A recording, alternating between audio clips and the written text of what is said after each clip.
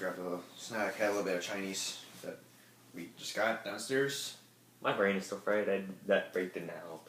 Alright. Anyway, the rest of season 2, as we established, we are now new fans of Gravity Falls. We think the show's amazing. You should watch it. And we watched all of season 1. So now season 2. Since we didn't have to deal with the hiatus.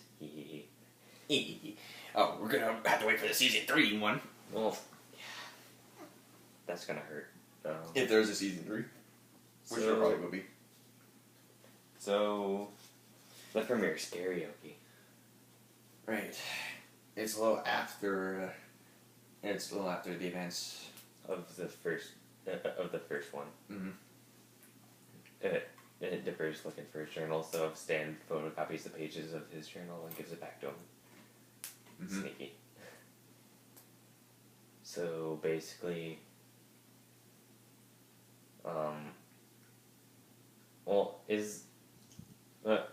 there's that they have some kind of like karaoke night thing going on, right? Mm-hmm. And these government people show up and they're like, oh yeah, the government people. They've noticed the unusual behavior going on at Gravity Falls, so they've dispatched a couple of agents to investigate. Mm-hmm. But apparently, there's like something happens to make zombies show up. Mm-hmm. And they get turned into zombies along with just more zombies. Oh yeah, a zombie outbreak happens. A legit zombie outbreak. Yeah.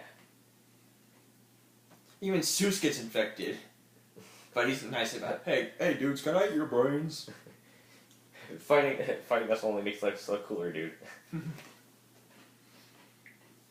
Yeah, so they try to figure out how to undo the outbreak and stop the zombies before they overtake everything. We're trying to get rid of those guys. Yeah. I think Tail just decide not to even bother. Yeah. And then, the main reason this episode exists is to tell us that Grunkle Stan does know what's going on, and yeah, he's been and he explicitly tells them like that he's been keeping it a secret until now. Yeah. Because he fears for the safety of the twins. Yeah. But now he lets them know that basically he's aware. So he does. So he pretty much goes all out and protects them. Yeah. How would you undead jerks like to die twice? As if punching a pterodactyl wasn't enough for him, he decides to kill zombies again. He beats the crap out of zombies. Legit rotting zombies. Yeah. Like actual zombies, and not just brain dead people walking towards you. Like actual zombies. Rotting corpses, if anything. Yeah. And it's awesome. And there really isn't much else to say about it. It's just awesome. And also, it ties up some ends, I guess. Yeah. Well. Yeah. Into the bunker. Wendy character development. Oh yeah. About time, sweetheart. Where have you been lately? Yeah. You've just been here and there, but nah. Wendy's part of the lumberjack family. It's so obvious and so in front of us, but we didn't. Yeah. I don't think they made it clear enough. Well, it was pretty obvious. I mean, like, they have the... aren't they all redheads? They're all redhead lumberjacks. And they all have the same kind of clothes. Mm-hmm.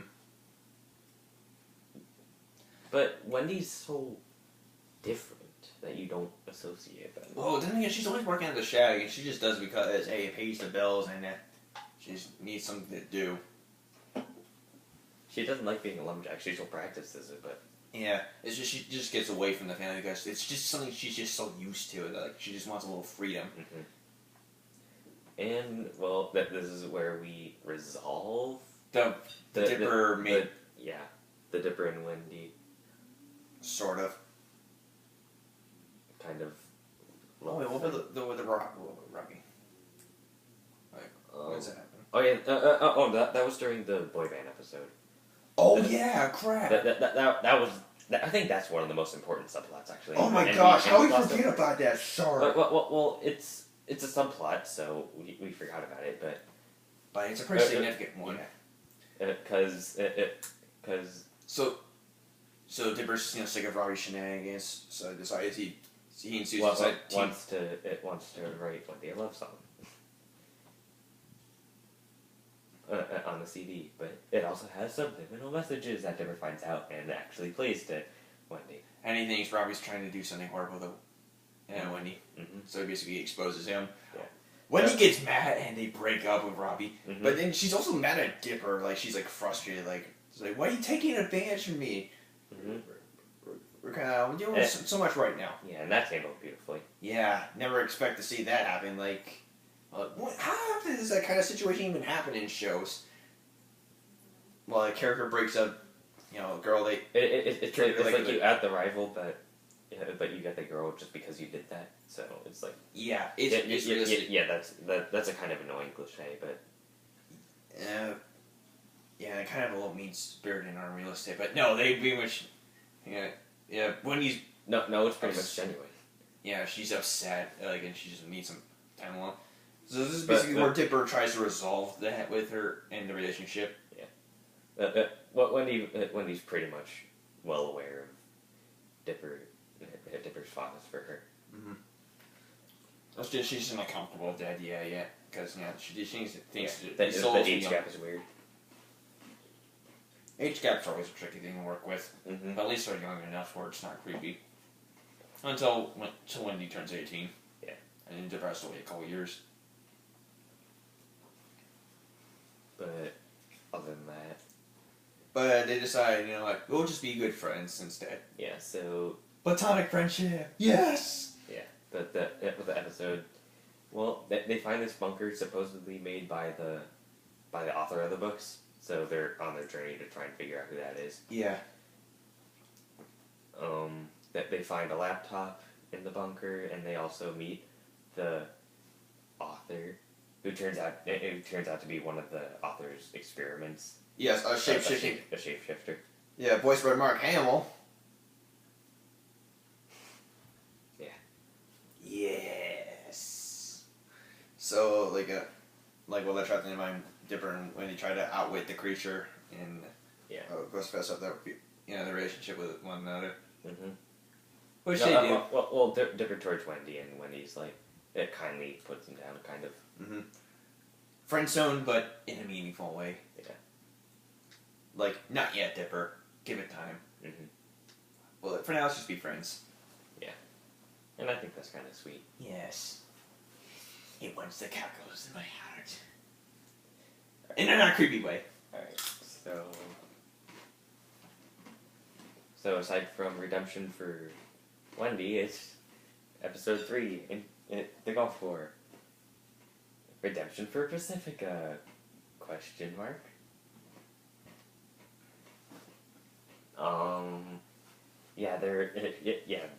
They're at a mini golf place, and Pacifica's there, and it's more tension between the two. They're shipped together, for crying out loud. The two of them are being shipped together by the fans. Well, or did it start? They're fans, and they ship everyone. Internet. Yeah, so basically, Mabel's sick of Pacifica's shenanigans. I'm pretty sure that people ship McGucket and Bill Cipher. I'm pretty sure there is a fic about that somewhere on the internet. I don't want to find that. Well, neither do I, but I bet it's there if you look hard enough. Maybe I might actually like it if I find it twistedly hilarious enough. No, don't even look. Yeah, I'm not gonna look. I promise you. So yeah. The Broncos are losing. Why? I'm sorry, I had to look at the TV. The Broncos are losing. So, no Seahawks versus Broncos, it looks like. Yeah. Oh, darn. The Seahawks are going to win everything again, and it's not even to the Broncos again, and it won't be hilarious. Alright. So, back to the episode. Read the game. The game. the golf game. I didn't mean that. You got me the other day anyway. Fine. Alright. So yeah, it's more shenanigans. So Mabel and Pacifica are doing more rival shenanigans and decide to settle it off at midnight. Settle it in mini golf. Mm-hmm. Where they come across an interesting secret about this particular mini golf course. It's run by little mini golf people who live inside of the golf. The name is a pun. They know it's a pun. They say it. The Puttians? Yeah. Gulliver's Travels? Yeah, that's what it was. Yeah, I recognize that. Little putty. Put. Yeah. It's a pun. Puns. It's right up your alley. And that's probably why you remembered it, and I didn't, so... Yeah, and of course they're all like, depending on the little course set, they're like a little motif. They have kind of themes, like golf. Finish, like pirate. Pirate, desert, castle, that kind of stuff. Mm-hmm. And they feel like, apparently the twins try to motivate them to, they'll, decide who's the best. We'll give you a sticker if you do. Okay, that's good enough for us. Yeah. Yeah, so basically they try and give little points to sabotage the competition. And we find out a little interesting thing about Pacifica, that really makes her stand out a bit more than the typical cliche she embodies. She has overbearing parents who basically don't really care much for their own daughter. Mm-hmm. And they're pretty much you could assume that basically Pacifica has to live up to our parents' expectations and hasn't really had a chance to express herself much. Yeah. And despite the fact that Pacifica's, a jerk. Yeah, she's a jerk with a reason. Yeah, She's a jerk with a reason, which is why I would have more pity towards her than I do Diamond Tiara, because what does Diamond Tiara have a beef with anyone, especially the CMC? It's like you could argue that that her parents are neglectful, but that's... Well, when I've seen her dad, and from what I've seen him, he doesn't really seem neglectful, just... He seems nice to his daughter, actually, nice guy. It's just, what's Diamond Tiara's beef? Does she have a terrible mother? Does she have no mother? Who knows? Is Fancy Pants not really attentive to Diamond Tiara's terrible tendencies? She's got a butler. It's Filthy Rich, not Fancy Pants.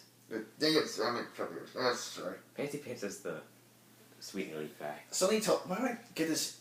People really get this weird haircut that pretty much Shuri's probably Diamond Tiara's mother. Who knows? That would explain where the evil came from. Well, I mean, they have similar color schemes. It makes sense. They're both jerks. But back to Gravity Falls. Yeah, so the two engage in a Gulf War. Things don't start to work out. Yeah. So the parties decide to sabotage the entire thing. Yeah. Because some of them aren't really... because some of them aren't doing as well as others, so they try to just... it just all goes into chaos at that point. Yeah. And they all actually try to kill everyone. One really weird thing about this episode is that they have something really dark. It's like they make like a John Henry joke or whatever it was. John Henry, right?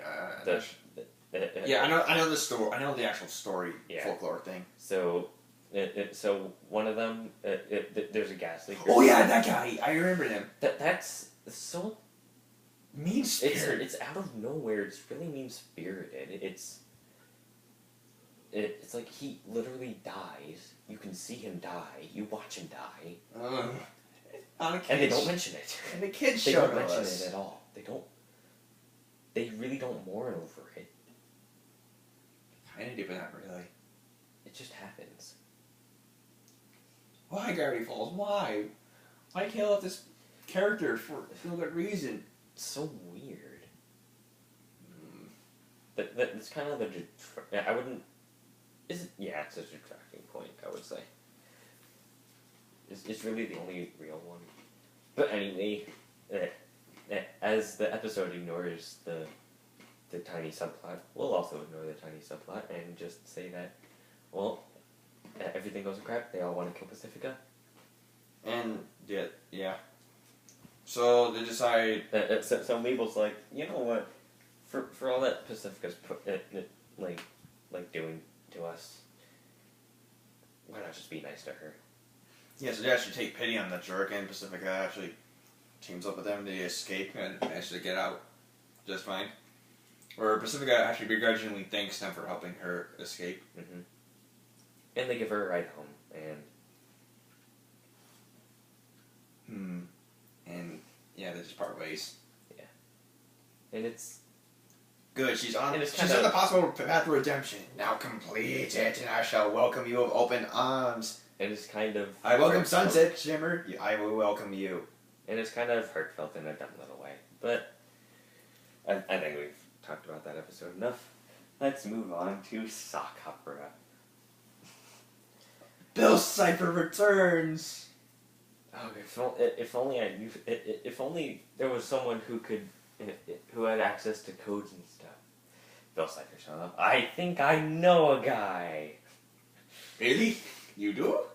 Yes, it's me. You don't say. So yeah, Bill Cipher returns. Bill Cipher's grand return, and I think it's better than Dreamscaper. Because he was hardly in it, and just made it such a twist out. Like an introduction. Mm-hmm. This is him coming full return. Mm-hmm. So basically, premise for this episode is Mabel falls. Tries to suppress this puppeteer guy. Sock puppeteer guy. Frederick, was that his name? Nah, I don't know. I don't care. Something like that. Something starting with an F, I think. Mm. So, so basically, she has to set up his like little show and stuff in order to impress the guy. So. So Dipper's also working all night long, but also is trying to figure out the password that was locked in the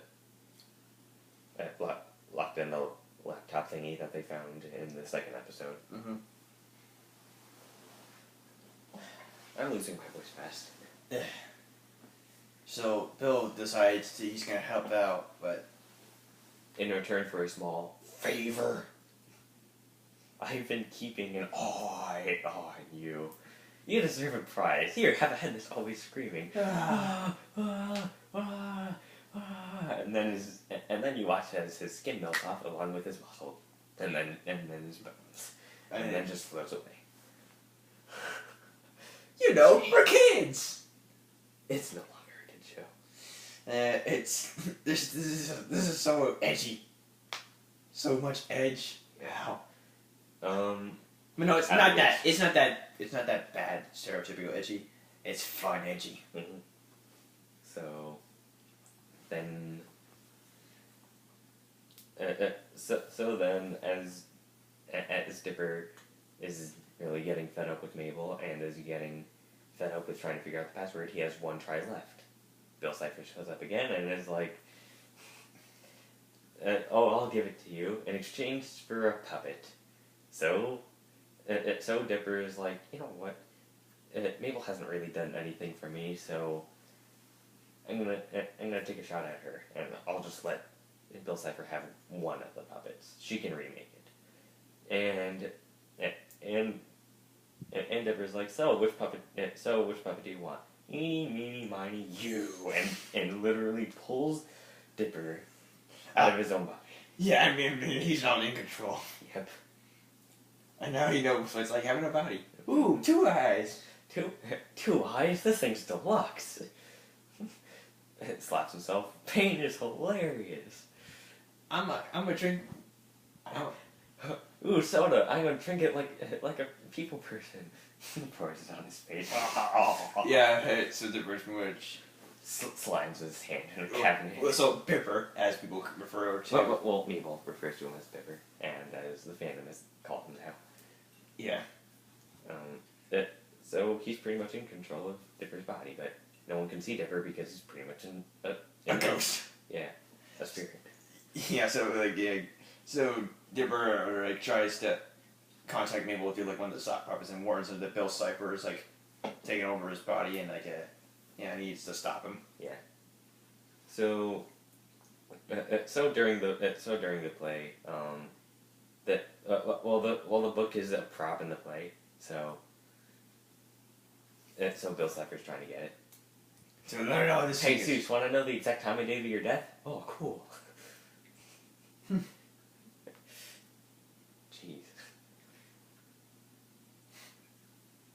All right. So shenanigans ensue, and Bill Cipher as Bipper is probably one of my favorite. One of my favorite things in the show. If it was just the character Bipper, then that would probably be one of my favorite characters in the show.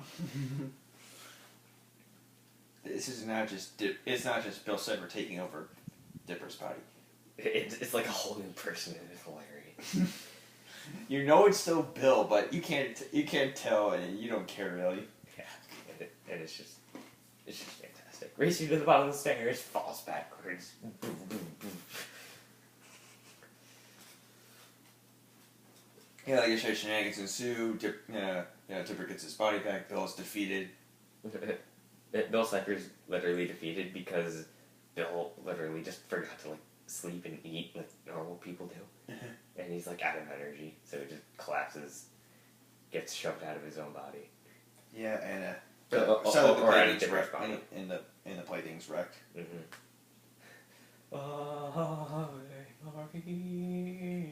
Everything's on fire. The Uncle Stan thing is flying through the air. He's like, no, and then the puppet guy leaves angry. You've made a mockery of my art feel or whatever, kind of like that. Whatever. And then he gives his puppet. Ooh, may have dodged a bullet there.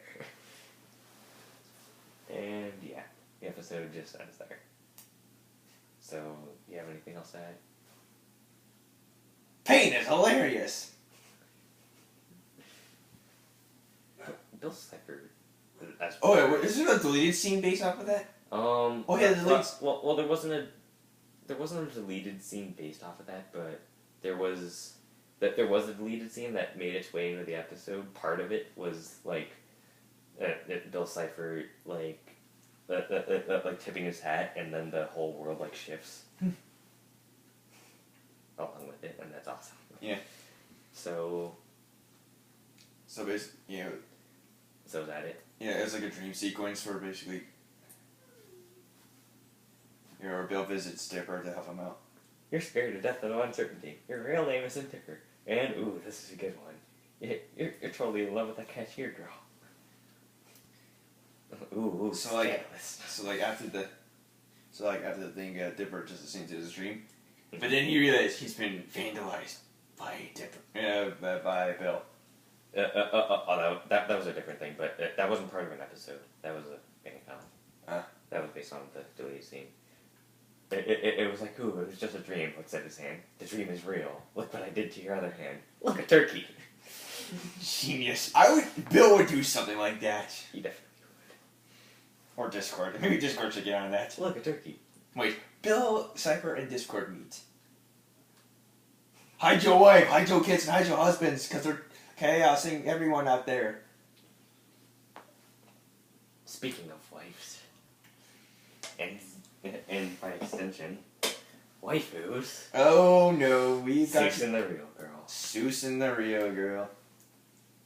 Probably my favorite episode of the entire series. That and Fight Fighters. Well, for me, it's Seuss and the Real Girl. And maybe like the first one for the glory that is Uncle Stan. And later on, Society of the Blind, we'll talk about that. Oh yeah. But for now, Seuss and the Real Girl. My absolute favorite episode. Probably tied with. Oh yeah, I think it's also got one of my favorite funny subplots going on. Like this cycle subplot. First, Uncle Stan's got this weird like old, like coin machine, Goldie. Yeah. Basically, it's like this creepy prospector thing that terrifies people and leaks black ooze. Yeah. So he tries to get rid of. So Uncle Stan tries to steal one of the place's animatronics that we talked about earlier. Yeah, because it will give him money. Yeah, because of the animatronic. Kids love it, so I'm gonna take it and use it for my own place. So obviously that doesn't work, and well, there's a part. He actually gets involved in main conflict, but like on the. But Goldie ends up saving him. These old has-beens are going to Vegas, and then they get married. Like in the end credits, it's literally them going to Vegas, getting married, getting thrown out on the streets, pretty much. What the heck? All typical Vegas things. It's perfect. And of course, him going against the animatronics when they try to attack, it was just hilarious. Goldie saves him. Yes, get him. Yes. All right. So basically. Right, to start off this episode, Seuss cannot talk to women. Kind of like... Your face is good. I'm a Seuss. Wow. Yeah, so Seuss is basically lonely, wants a girlfriend and stuff. But also because his grandmother or just mother? Grandma. Yeah, is trying to push him to fall in love with a girl. Because she doesn't want to die before Zeus has kids. Mm-hmm. And Zeus cannot, talk to women, so... Yeah, so basically they try to find a way how to get... So he runs into a video game store in a mall because, he's in a mall and trying to talk to women, but he gets scared by them, runs into a mall, and... finds this really strange dating... It runs into a video game store in the mall, and, he's surrounded by the things that he loves. Video games. He finds a dating simulator video game. Romance Academy 7. But I still want. And you know exactly why. So basically he pretty much puts the game in. Boots it up. He's my favorite character in the entire show. Giffany. A very interesting AI character that's supposed to be like that. She's so adorable. Oh, yeah, let's get into that. So Zeus tries to figure out how to, talk to girls like the dating sim. He really gets into it and starts to bond with Giffany. Yeah, but he quickly realizes that he can't apply the skills in real life. He tries to, and at one point he's like, actually goes over against. No, undo. You can't undo what you have done, or something. Yeah. No, you can't undo who you are. Zeus freaks out, but then apparently after Zeus is done talking to Giffany, we quickly realize that Giffany's not what she seems. She is fully sentient and does understand what Zeus is saying. Yeah, and she's not even the person. Not even plugged in. Yeah, and when Zeus leaves Giffany for the first time, she follows. Yes. So and Giffany finds Zeus at the store and reviews her backstory. Pretty much. When the programmers tried to delete me, I deleted them. And she just says that in just a cherry upbeat nature. Yep. Space Jam 2. Yaneri. Yeah, that's basically what she is. Yeah. So apparently she's taking fancy spontaneous combustion. She's taking liking to Zeus and wants to be his girlfriend forever. Mm-hmm. You and me can be together forever. Wow, that's awesome. Sort of a red flag, but mostly awesome. Yeah, so they go back to and then they go into this one restaurant where Zeus is basically riding a toy train. And Giffany's joining in the fun too. Ha ha ha. But then things got interesting when this woman named Melody shows up, and apparently she takes a liking to Zeus. You can tell if we really like an episode if we're going into a lot of detail. Mm-hmm. So, yeah. So so this Melody girl, I guess she's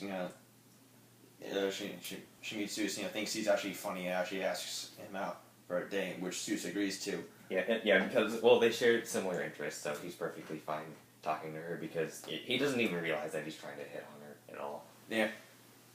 Yeah, he just likes being friend, but when they actually decide to go on a date, he's actually confident around her already. So, yeah. Yeah. They probably have with Giffany. He actually.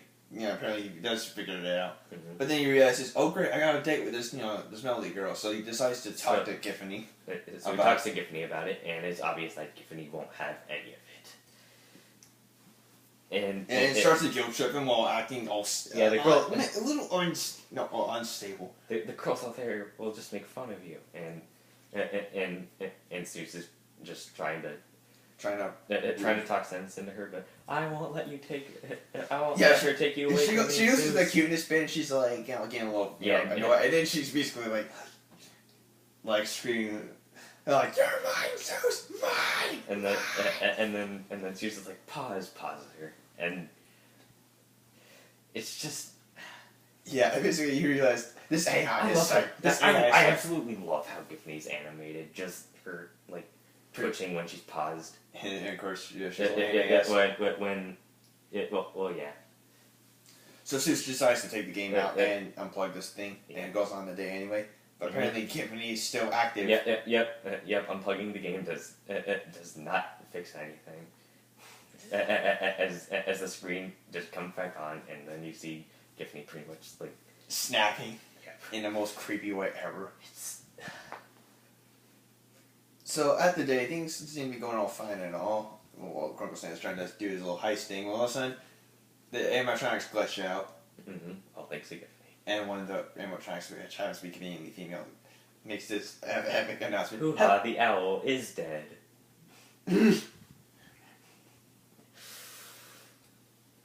Everything about this episode, oh my god. And then basically she... So Melody's like, oh, what's going on? While Giffany's on the screen of like every video game there. Yeah, it's like... Even a Rumble McSkirmish cameo. And he's like, oh, our challenger approaches. And just gets zapped and Giffany moves on. Yeah. Giffany is dangerous. Giffany one-shots Rumble McSkirmish. If you thought Rumble McSkirmish was dangerous, Giffany's just insane. She is insane. She's a full-blown Yannery for crying out loud. She might be all sweet and lovable, but she wants to. She's a Yannery. She really wants you. So she decides to... Really odd thing about Giffany is that like after I watched the episode and I like really thought about it, I really started to notice like a lot of like electrical glitches around me, like a little bit after I watched the episode, and that's actually kind of unsettling because like she's actually following me. Yeah, and you took you took a liking to her for some strange, twisty reason. Because waifu. She's probably the most dangerous waifu you have in your inventory. And it's bad that I have her because I have other waifus, which is bad. Well, Flushray will probably come close, with her like a mental condition, but no, Giffany is literally insane. Giffany is programmed to love you, and if you don't love her back, she will kill you. Yes, and anyone that gets in her way. Yeah. So Giffany pretty much hacks the entire place. The Amtronks pretty much come under her control. They start attacking everyone. While Seuss and the twins try to... Is this Five Nights at Freddy's? Yes, Five Nights at Freddy's. Both of the ages. Grunkle Stan has his little moment with Goldie and one of the animatronics. Mm-hmm. And Melody actually tries to get badgered. And of course Melody tries to help out, like fight back, but the animatronics overpower her, and the arcade pretty much has gone into full-blown madness. And Seuss and Giffany are alone in the kitchen, basically. Well, like Giffany operating one day, the girly animatronic, and decides, oh, I can download your brain so we can be together forever. Yep. And it has like little plug thing, like try to come out as Zeus, like try to plug into him and like download his consciousness. But then Zeus is like by it's like a little oven. He's like, no, I ain't having any of this. I'm gonna burn the disc and take you out with it. Yep. Giffany tries to plead with him. Nope. This gets destroyed. Giffany dies in the most awesome yet terrifying way ever. I know I said it already, but Giffany's animation is. I forget the guy's name that did the animations for both Rumble, McSkirmish, and Giffany, and all like the kind of pixelated stuff that you see throughout the show. Yeah, they're part of the show's main art style. But they hired a guy to do it. He's a professional pixel artist, and he's fantastic. Yeah. He and or she, I forget. Whatever. But they're fantastic with the pixel art, especially with Giffany. It really shines there. Just how it glitches out and stuff. Speaking of Disney characters who are basically glitchy, Penelope Von Schweetz, except evil. Yep. And insane. Yep. And let's not forget that King Candy. She's basically Vanellope and Turbo combined.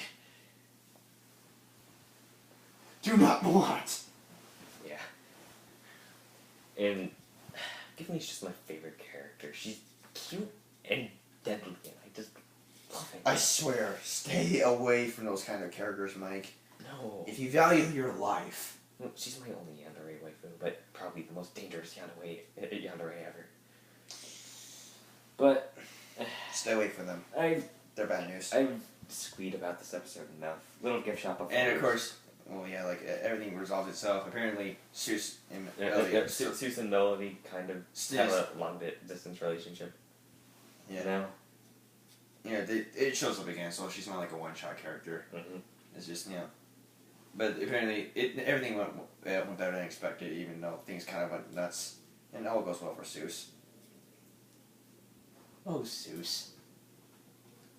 This episode really made me appreciate Seuss more, like, when I watched it. Like I watched the episode out of order first, then I watched it continuously. Yeah. So, after Seuss and the Real Girl, we have Little Gift Shop of Horrors. So... Alright, so it's another anthology one. Oh, yeah. Another anthology with, like, some, like, subplots. Like, First, well, it all centers around, well, the bottomless pit one is pretty obvious. They all fall into a bottomless pit, but then they get out. Uh-huh. So, this one is basically about Grunkle Stan trying to advertise the Mystery Shack to the viewer. Yeah, like, he's got a customer. He has a couple stories to tell. So first story talks about is called Hands Off, where Stan's hands are stolen by a witch. But she's lonely and she just needs attention. Yeah. And then the second one's called Awakenings. Waddles has a brain now. And he's voiced by Neil Tice, whatever his name is. The Black Science guy, everyone knows. Mm-hmm. You know, the guy from... Neil deGrasse Tyson. Yeah. Yeah, the guy from... Yep. From Cosmos. And that's fantastic. Yeah. Science. You know that gift, right? You don't know that gift, do you? Yeah, whatever. But, yeah, it's basically Waddles with a brain, and he's awesome. Tries to unlock the secrets of the universe, but... Detail just runs out. Yeah. Then the third episode, Clay Day. Where they make fun of claymation animations, basically.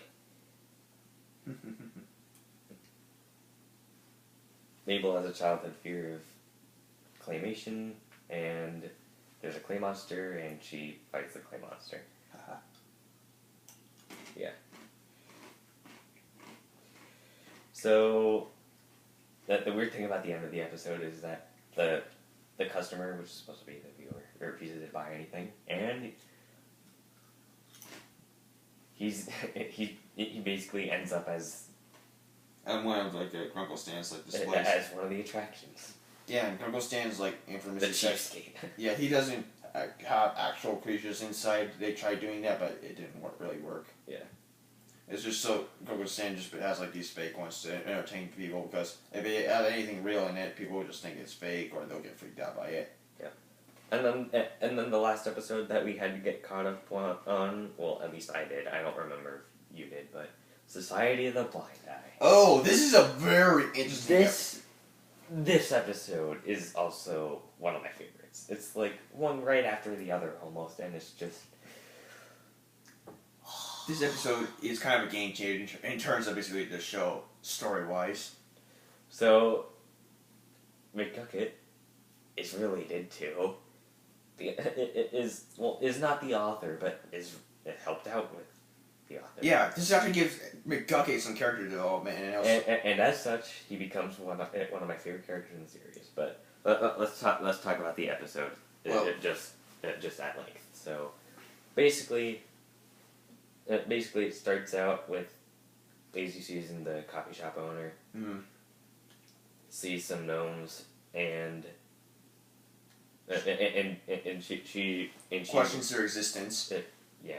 But then she gets mugged by these mysterious people who come in. They call themselves the Society of the Blind Eye, or the Blind Eye Society. I don't know which. It doesn't really matter. They're the cult. They're the cult people. They're basically the Illuminati. Gravity Falls equivalent to Illuminati. Like the actual Illuminati. Yeah. And not just triangle people. Yeah. Well, I mean... Where are Bill Cipher? If there's more of them, that would just be terrifying. Yeah, but they basically take any weird supernatural memories of people and then just release them back into civilization. Well, yeah, they developed some sort of like a brain modifying device thing. Mm-hmm. But of course, they're also like a little club between like some of the locals of the town, including getting its father and their strange leader, Blind Ivan. Yes, and yeah, he's got really weird tattoos, and he's actually very interesting. Oh yeah, Robbie. Does Robbie like notice something weird and then he gets targeted? Or was he one of the targets? No, he was a past target, I think. Yeah, I think so. Yeah, so the Society of Blind Eye is basically the yeah, reason why no one else is target. caught on the strange paranormal stuff yet. Like only a select few people have. So they no, I think there's a part of the episode where they go to McGucket and they're talking to him like so. Do you know anything weird that's been going on? And he's like, I can't recall anything. And then when they turn to the page with the blind eye, he's like, I see it. I see in the blind eye. And that's pretty much like, oh, he knows, something. So eventually they figure out like what the whole blind eye thing is about. They get captured by them. Yeah. And they reveal their existence and explain their motives. Basically, they just want to keep the townsfolk quiet and happy without knowing that there's all this strangeness going around. Yeah, and they're like, oh, it really doesn't matter because we're just going to erase your memory anyway. But no, they decide to fight him off, and they also know that they can get McGucket's memories too. Yeah, they can actually restore memories too as well. So basically. So they actually access McGucket's memories, and they find out they do find out that he isn't the author, but he had some connections to him, and he built the device to erase memories, and he tested it on himself because he was getting disturbed by his associates work and wanted to just forget about it. Yeah, and he tested it on himself multiple times, which led to unfortunate side effects, which affected his mental condition. Yeah. Driving him slowly insane. Yeah. And he does create the Blind Eye Society. And,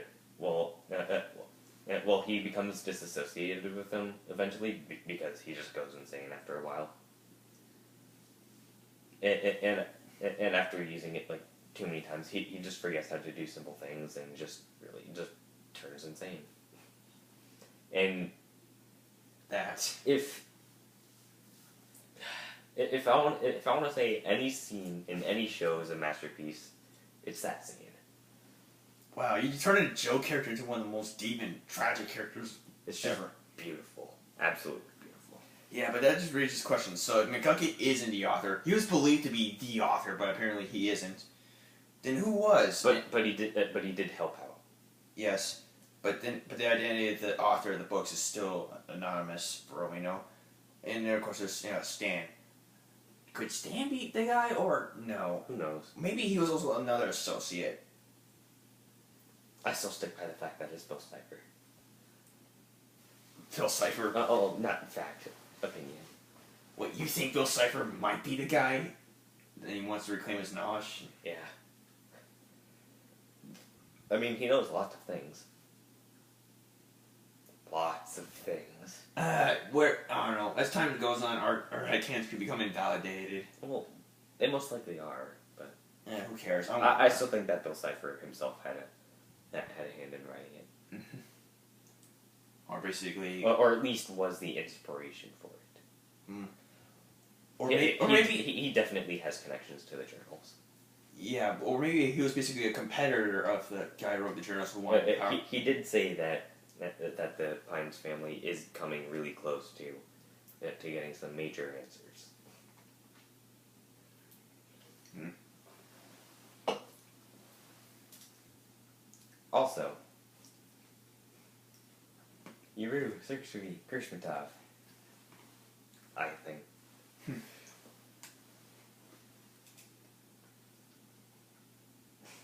Yep.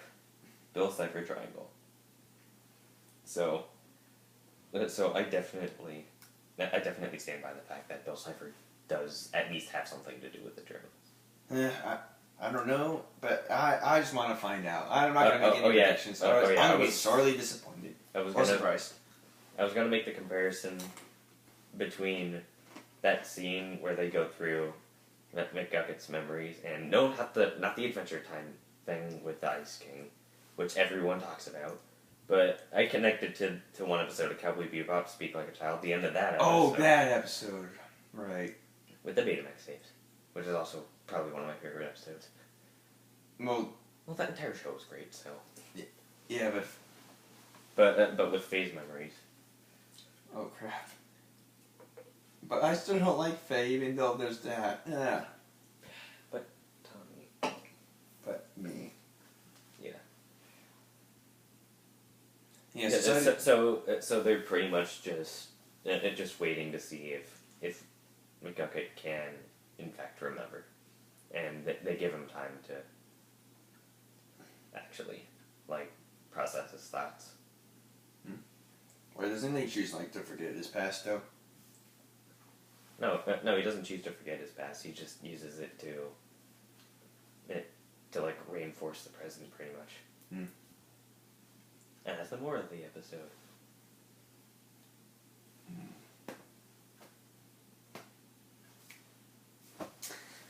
Are we almost done? But yes, we have 2 episodes left, but I'm not done talking about this. So after they figure out McGucket's memories, they send the Blind Eye Society into the world, forgotten that they were ever part of this cult. And Blind Ivan, who's pretty much only character right now, is to be part of the cult. They give him a new name, send him off into society as whatever his name was. Whatever. It's a silly name that Abel comes up with. And doesn't he like play the banjo or something? I don't know. He does something. Yes. Yeah, Society of the Blind Eye. Very deep, much feels. Yes. For realsies. And it is a funny episode, so. Yeah, that too. That helps. Now the last 2 breaks. Using beatboxing to communicate. Oh, bleep.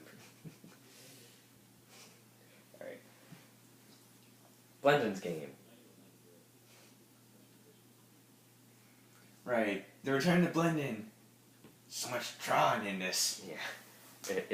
Tron definitely had an influence on it. Well, Disney kind of owns Tron anyway, so like, why the heck not? Mm-hmm. They own everything now. Mm-hmm.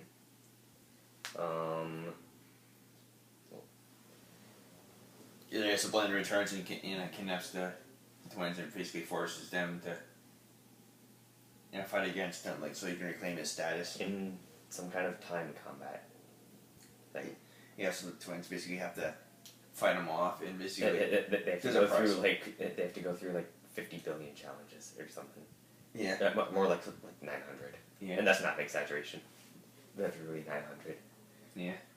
And so basically the 2 of them going as one who wants revenge for having lost his job and reputation. Yeah. The twins win. And of course they receive they'll be able to receive the prize and well, there's also this subplot about Seuss not being too fond of his birthday because his father was never around on his birthday. So sad. Yeah. So they decide to use their wish on Seuss, who so that he can see his dad, but then Seuss pretty much. But Seuss just flat out rejects it. He's like, you know what, my father was never there for me. I'm gonna, what was it? Like, I'm gonna wish for a slice of pizza. Or infinite pizza, that's what it was. Yeah. So he would, so pretty much, he chooses pizza over his neglectful father. And that's kind of sad. More realistic. And that's sad but realistic. And that's kind of sad in a way, but also kind of heartwarming, but also funny. Also, another interesting that just builds more on why much I love Grunkle so much. Apparently, since Grunkle Stan is basically a father figure to him. Yeah, basically at a young age, Seuss apparently was found by Grunkle Stan, and Grunkle Stan apparently took pity on him and said, "You know what? I'm gonna have you around here. Here's a shirt. Welcome to the Mystery Shack."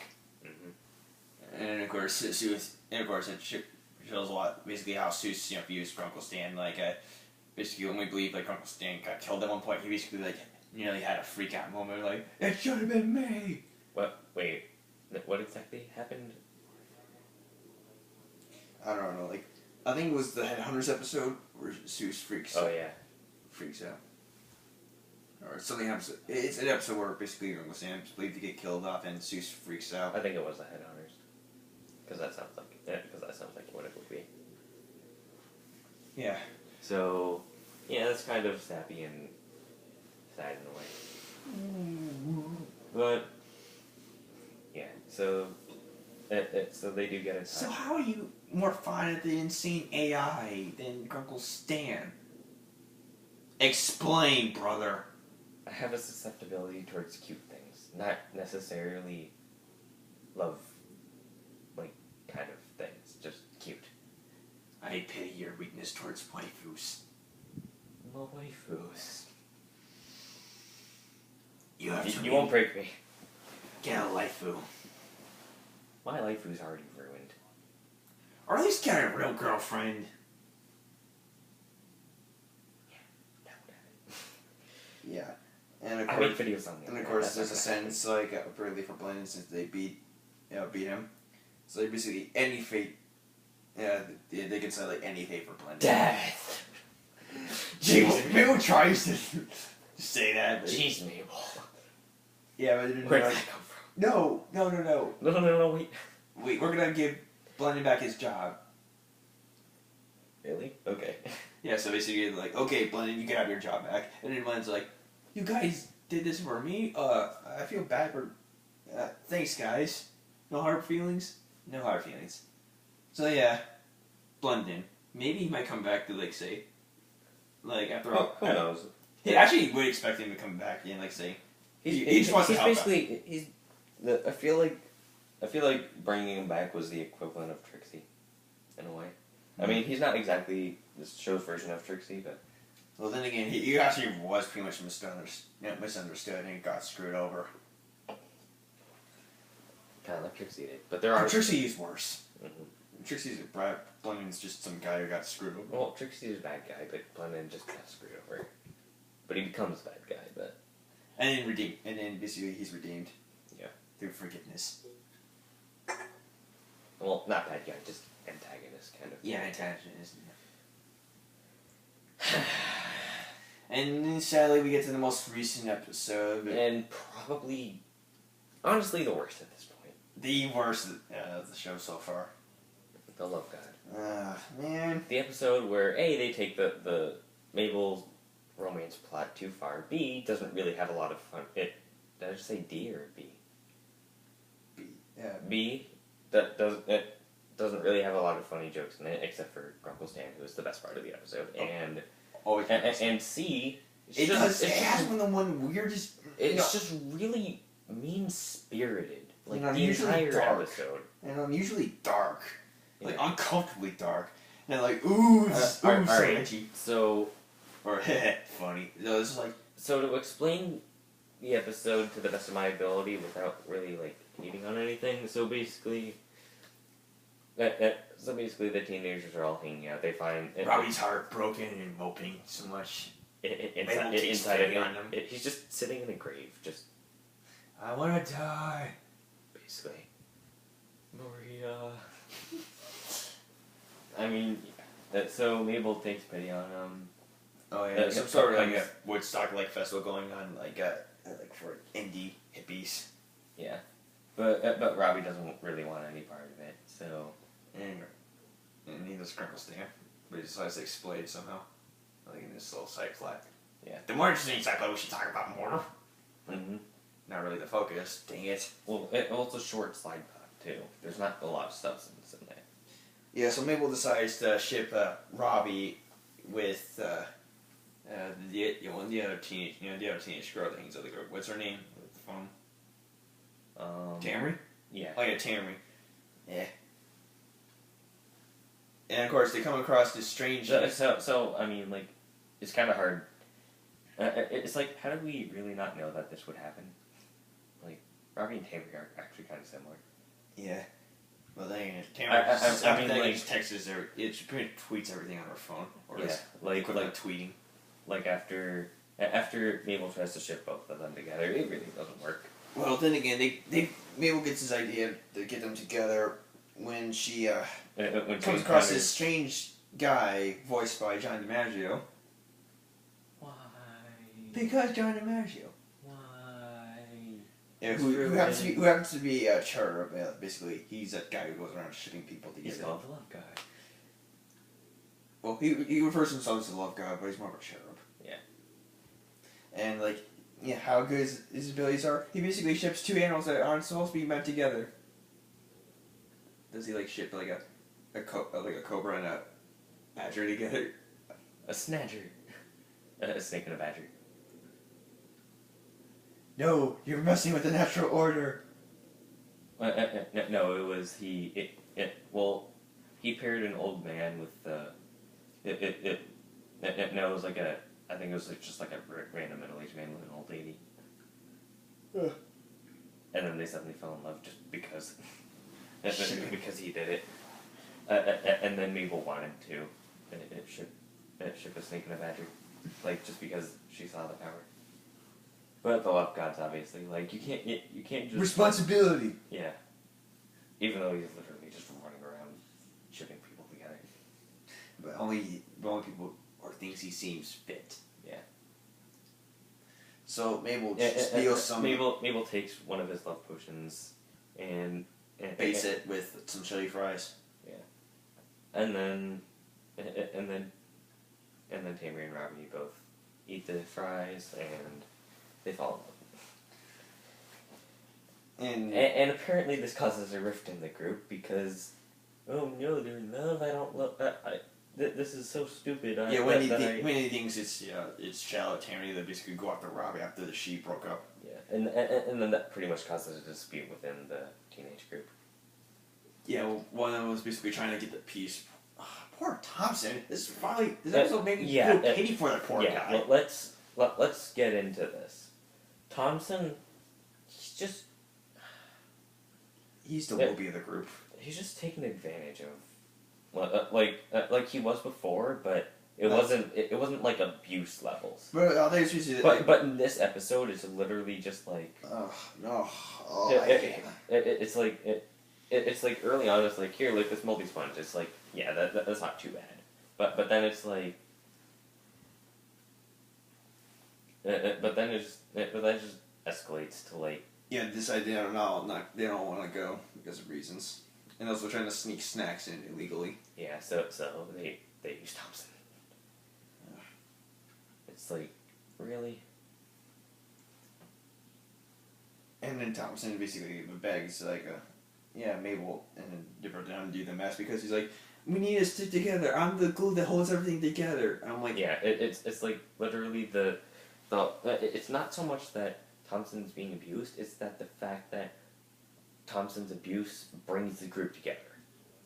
No, that's terrible. What's wrong with you, gravity falls? No, that's terrible. That's like some crap Family Guy pull off. Yeah, it's like, honestly, if there was ever a misstep in Gravity Falls, the Love God would probably be it, just because of that. It's like, really, you don't make the character that's constantly abused the very thing that brings happiness to others. It's like, really? He doesn't deserve it. No. Not at all. Yeah, in fact, why is he even hanging out with these people if they're not, treating him fairly? It's just this episode. Even Wendy's part of the whole thing, and this episode is really mean-spirited. Let's not forget about Robbie's creepy parents. Those guys are just weird. Well, it's kind of a morbid kind of funny, but yeah, but it's not like harsh funny.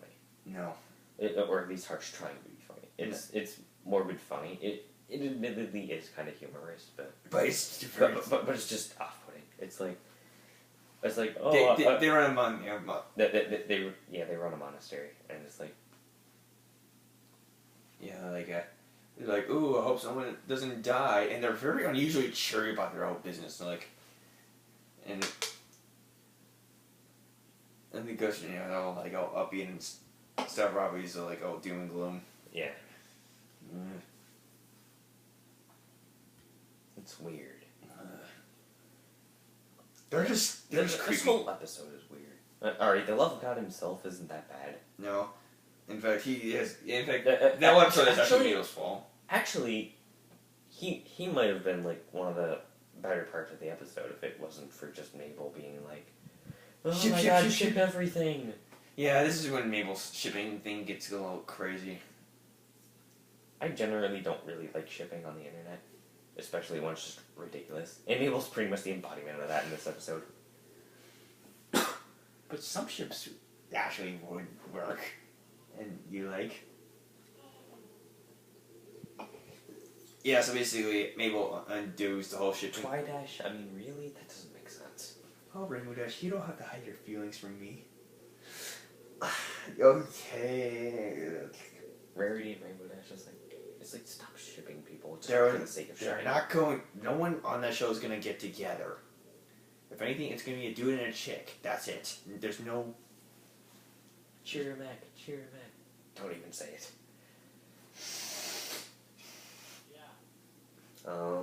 But anyway.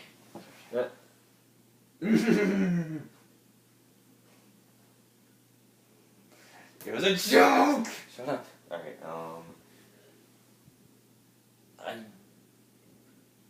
Yeah, I think... Do you undo the thing? The teens get better, and Thompson's like, oh, yeah! Well, they do, like, use an antidote potion thing on them, right? Mm-hmm. And that saves everything, so... But Robbie and Tammy are both... well, they're both, like, knocked out of it, but the group is still kind of all up in arms about this whole thing, and still kind of... So Thompson finds himself getting attacked by some sort of security cops, and everyone's like, yeah, Thompson! Yeah, Thompson, get abused. It's like, no. It's like, literally, that's the end of the episode, and that's what everyone bonds on, and it's, like, really nothing. But, quick, let's talk about the good subplot. Yes, the Uncle Stan subplot. Basically, Uncle Stan and Sue hits indie hippies. Yeah. And while he just...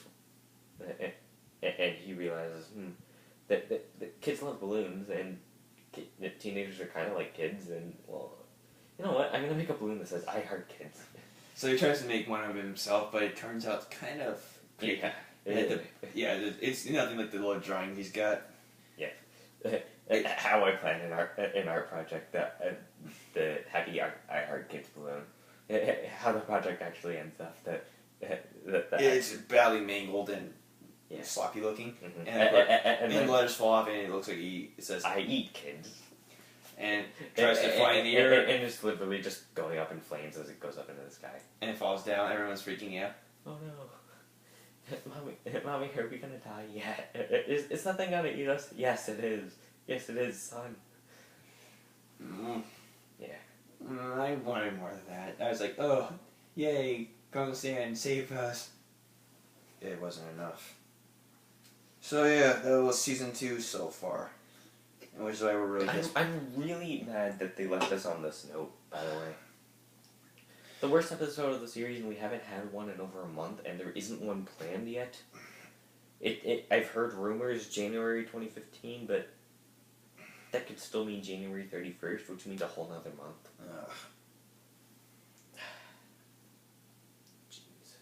You know, for such a great show, what a letdown at this point. It's like, what a terrible way to go on hiatus. Magical Mystery Cure.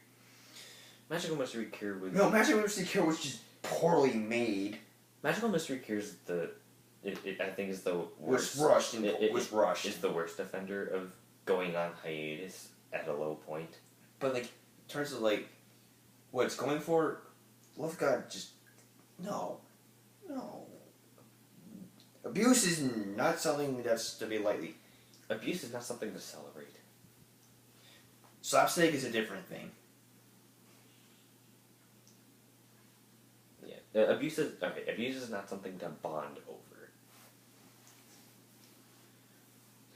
Yeah, but that's the Love God, and that's the end of season 2 for now. So. Yeah, I really don't like the teenagers, except for Thompson. Well, the teenagers are fine. It's just don't use the abuse subplot. Yeah, I don't want to see an episode where Thompson basically fends for himself, saying, like, you know what? This is what. If that's what they're leading up to, then that would be great. This isn't the way to do it though. Don't end an episode on Thompson getting abused. Do it all in one episode, so it's like one episode doesn't suffer, while another one gets praise for undoing the suffering. This one episode by itself will still be bad, even if another episode fixes it. Yeah. Come on, Gravity Falls writers, give Thompson a chance. Bring him out of the rut. Yeah, but I think that's about it for season 2. And maybe Wendy, maybe you should get some better friends if they're gonna act like this. Well, it's not about the... You can stick with Thompson and help him out, but... It's not about the friends, it's just about the whole abuse bonding thing. It shouldn't have been written into the episode at all. No, they should have done something else. Yeah. They definitely should have done it a different way. Not Thompson abuse. Terrible implications, people. Terrible. Not Thompson abuse. Say the abuse were characters we should be hating and not giving them any respect because they don't deserve respect. Well, everyone in the show pretty much deserves respect. Even Pacifica. She at least has a heart. Yeah. She's misguided. She at least has a heart. I would like to see her lose the jerkness and maybe I'll like her more. Heck, maybe I'll ship her with Mabel. Silence. No shipping. You can't stop me, Kirsten! Yeah!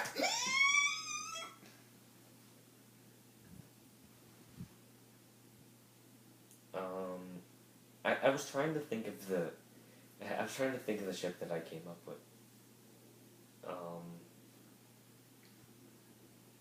Twisting us cult wreck. And what was the third one? Did I come up with a third one or not? I don't know. I'm not sure. I think you did. If I did, I probably... Yeah. I remember coming up with it somewhere, and I think I might have posted it on something. But was it one of the Dazzlings in that background pony? it was... No, I think I remember it was...